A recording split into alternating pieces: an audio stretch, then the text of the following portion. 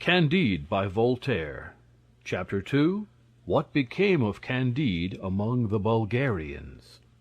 Candide, driven from terrestrial paradise, walked a long while without knowing where, weeping, raising his eyes to heaven, turning them often towards the most magnificent of castles, which imprisoned the purest of noble young ladies.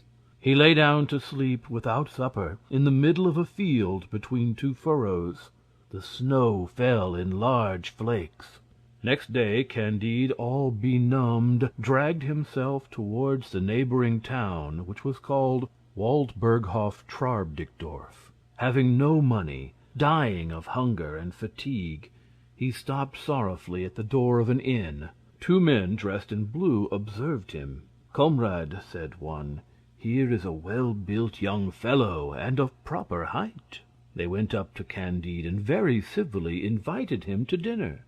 "Gentlemen," replied Candide, with a most engaging modesty, "you do me great honor, but I have not wherewithal to pay my share." "Oh, sir," said one of the Blues to him, "people of your appearance and of your merit never pay anything. Are you not 5 feet 5 inches high?" "Yes, sir, that is my height," answered he, making a low bow. "Come, sir, seat yourself. Not only will we pay your reckoning, but we will never suffer such a man as you to want money. Men are only born to assist one another."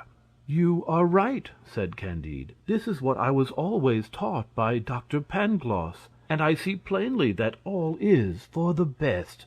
They begged of him to accept a few crowns. He took them, and wished to give them his note. They refused.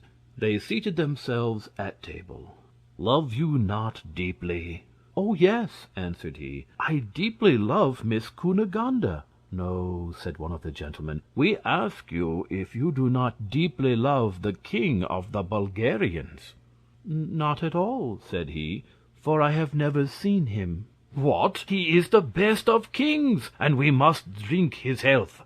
"Oh, very willingly, gentlemen," and he drank.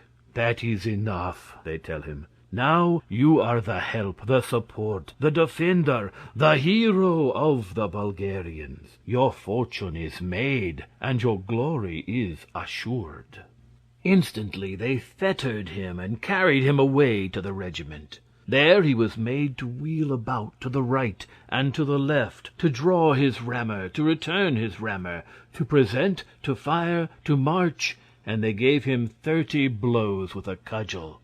The next day he did his exercise a little less badly, and he received but 20 blows. The day following they gave him only 10, and he was regarded by his comrades as a prodigy. Candide, all stupefied, could not yet very well realize how he was a hero. He resolved one fine day in spring to go for a walk, marching straight before him, believing that it was a privilege of the human as well as of the animal species to make use of their legs as they pleased.